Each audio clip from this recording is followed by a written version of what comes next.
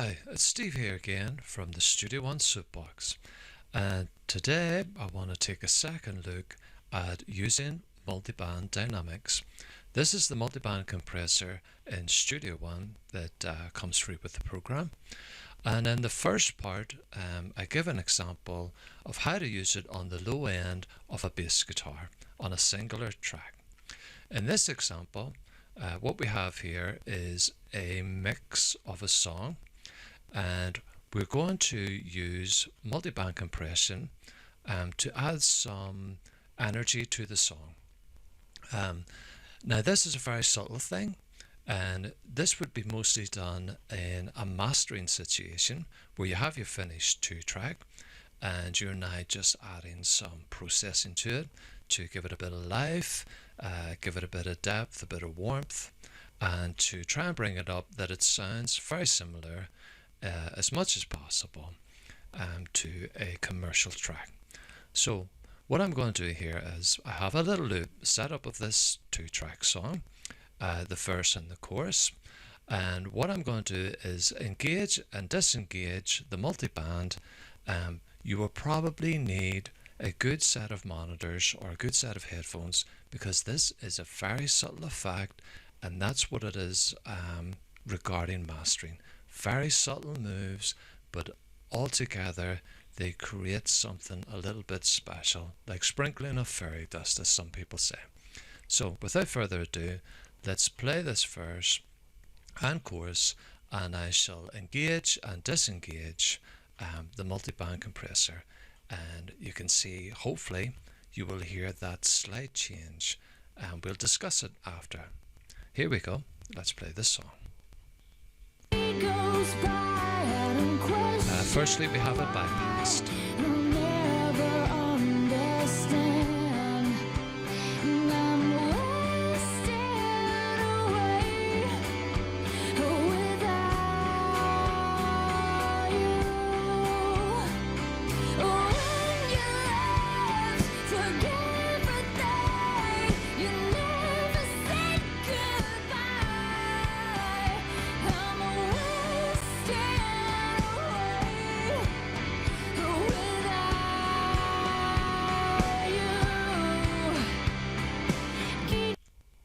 Okay, that was just once or twice bypassing it. I'm going to do it a lot more, and hopefully you'll be able to pick up those slight variants, and then I'll discuss about what I've actually done in the compressor and the settings I've set. Let's try that again, and I'll turn it on and off as much as possible. Okay, here we go. It goes by, I don't question why, you'll never understand, and I'm wasting away without you. When you left, took everything, you never said goodbye. I'm wasting away without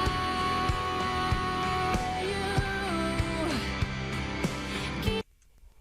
Okay, I think if I can explain what you should be hearing is that when the compressor is engaged, you hear a slightly more energy injected into the song. Now it is very slight, it's not something that's dramatic. I also have been very careful in my gain staging to make sure that with the multiband compressor engaged, that it's not volume that is full in your ears. It is set to the exact same volume. I've been very careful in my gain staging, as I say, because even half a dB louder can fool your ears into thinking it sounds better. So in this case, I've been very careful about that.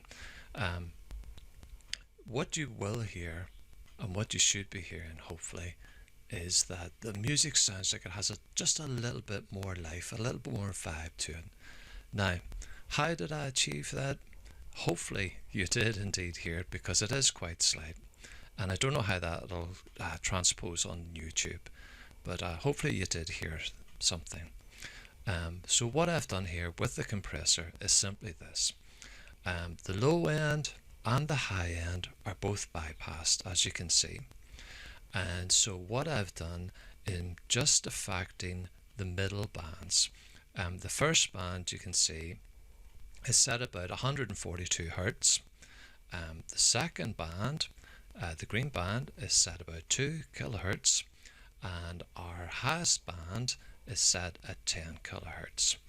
Now this is not my own idea, but one that was started by Greg Wells, I believe, a very famous mixer, and he calls this making it sound like it's a real record.